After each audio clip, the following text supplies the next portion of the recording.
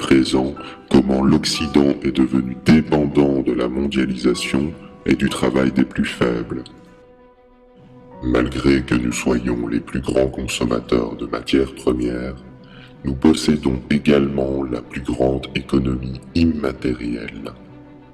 Grâce à la mondialisation et au pétrole bon marché, l'économie matérielle s'est délocalisée au point où la presque totalité des objets présents dans nos domiciles viennent d'ailleurs, généralement d'Asie. Une grande partie de l'économie du Nord est donc devenue immatérielle. On parle d'une économie d'intelligence ou de service. Certains secteurs de cette économie sont indispensables, comme l'éducation, la santé ou l'aide sociale. D'autres, par contre, le sont beaucoup moins. Prenons le cas de Wall Street, qui versera quelques 144 milliards de dollars de rémunérations diverses cette année à brasser du vent. Bien sûr, nous produisons encore certains biens matériels chez nous, mais des secteurs comme l'agriculture, dont le rôle est vital pour la survie de l'humanité, sont en crise et résistent mal à la concurrence mondiale. De plus, les métiers manuels sont très mal perçus en société. Les paysans sont considérés comme stupides, sales, arriérés. L'économie immatérielle, quant à elle, ne cesse de croître au fur et à mesure que les villes se remplissent, ce qui accentue une dépendance invisible vis-à-vis du reste du monde productif. Ainsi, une quantité faramineuse d'emplois ne servent strictement à rien, si ce n'est à perpétuer le système lui-même et à combler un chômage potentiellement astronomique. Malheureusement, la population ignore souvent à quel point leur survie est dépendante des autres secteurs, très éloignés, trop éloignés. En Île-de-France, la dépendance alimentaire est de 4 jours seulement. En cas de pénurie de pétrole par exemple, ce qui est envisageable d'ici 40 ans, et sans énergie pour le remplacer, tous les transports aériens et motorisés seront bloqués et toutes les grandes villes seraient plongées soudainement dans l'anarchie, faute de nourriture, faute de pouvoir se déplacer. Les néolibéraux estiment que l'homme survivra par un effort soudain d'adaptation ou par l'apparition miraculeuse d'une technologie. Mais pourquoi attendre d'être au pied du mur? L'économie et la production de biens de nécessité doivent indéniablement se relocaliser afin que chaque zone géographique puisse acquérir sa souveraineté alimentaire. Enfin, nous savons également que l'argent est créé à partir d'une dette envers du capital. Vous pensiez que les banques prêtaient de l'argent des petits épargnants? Grave erreur. À partir d'un euro réel, les banques peuvent distribuer plusieurs milliers d'euros sous forme de dette. Et d'où vient votre salaire? De cette dette ou d'un capital privé. Pour combler la dette et l'intérêt de celle-ci, tous les agents économiques doivent être en compétition, croître sans cesse et in fine engendrer davantage d'argent-dette pour résorber la dette existante. Il faut travailler plus pour gagner plus, mais surtout pour empêcher la faillite totale du système. C'est une course sans fin, savamment orchestrée, pour enfermer les hommes dans le cycle travail et consommation. Lors d'une catastrophe comme le tremblement de terre en Haïti, il s'est passé la même chose.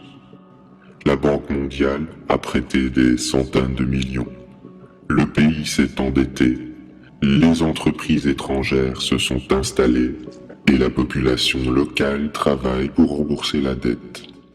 Le tout est possible grâce à la croissance économique ininterrompue et à la confiance des acteurs en cette croissance. Or, mathématiquement et matériellement, la croissance sans limite est impossible. Premièrement, car nous sommes dépendants de la Terre et de ses ressources. Deuxièmement, car l'homme ne peut pas être pressé indéfiniment. Et troisièmement, car la croissance tend vers l'infini, ce qui la rend de plus en plus insoutenable chaque année. Concrètement, le développement des pays du Sud se fait par leur endettement vis-à-vis du Nord, obligeant ainsi les pays émergents à adopter l'économie occidentale tout en exploitant leurs ressources au bénéfice de l'Occident. C'est une manière d'acquérir des ressources par la ruse sans recourir à la violence. Or, nous savons qu'il est strictement impossible que ces pays consomment comme nous sans une baisse de consommation volontaire ou forcée de notre part. La Chine est d'ailleurs un des rares pays du Sud à envisager ce problème. Le pays dépense des fortunes dans l'achat de terrains en Afrique afin d'y produire de la nourriture qu'elle puisse importer plus tard. Cette pratique démontre que pour atteindre un niveau de vie occidental, un pays doit nécessairement exploiter la force de travail et les ressources d'autres peuples. Cette situation est paradoxale, car seule une poignée d'individus profite réellement de la situation.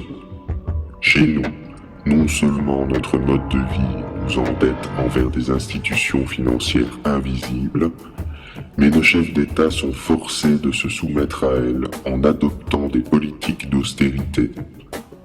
La société de consommation ne fait que renforcer notre endettement, notre soumission au travail, notre dépendance aux ressources du Sud et par la même occasion, la crise écologique et sanitaire. Comment arrive-t-il à vous convaincre de travailler plus, alors qu'en 2 semaines à peine, un homme produit autant de richesses aujourd'hui que pendant toute l'année 1900? Nous savons également que dans les sociétés primitives, 2 jours par semaine suffisaient à offrir un toit, à manger et à répondre aux besoins de la communauté. Sans glorifier le passé, imaginez ce qui serait possible avec nos techniques modernes, des milliers de fois plus productives. Grâce aux nouvelles technologies, aux gains de productivité et à l'effort collectif, nous aurions dû évoluer naturellement vers une société moins travailleuse, axée sur le partage de ce qui est produit en surplus par une réduction générale du temps de travail. Se libérer du travail, ce que nous appelons le chômage, était une fatalité, un aboutissement de l'évolution. Nous en avons fait un tabou.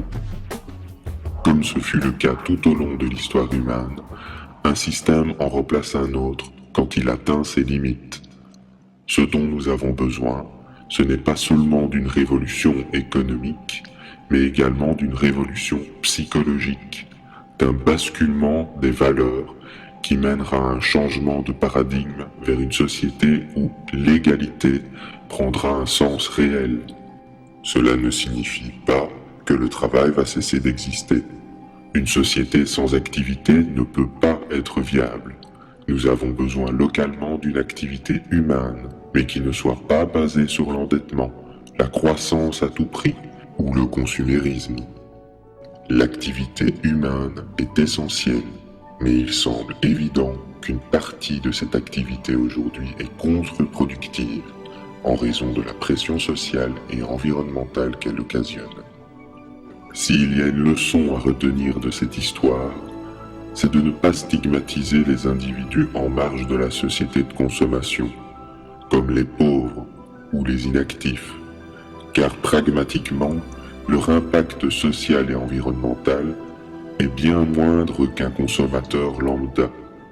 Il faut aussi comprendre que pour chaque emploi inutile ou nuisible que nous exerçons, c'est la collectivité qui en supporte le coût indirect.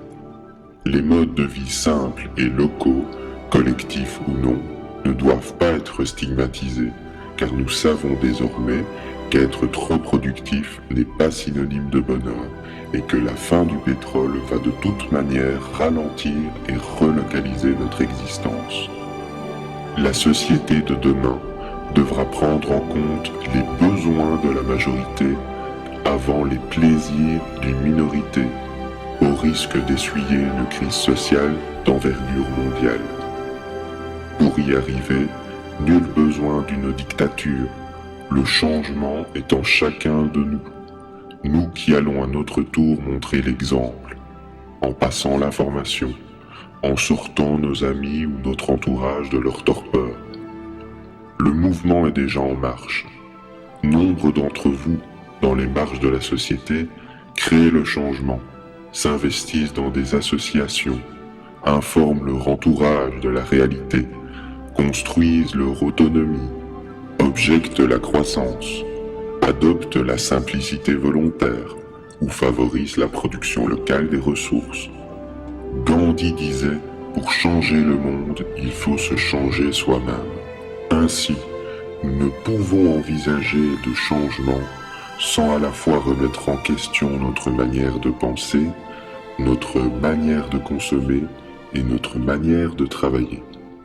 Pour un avenir serein. Merci.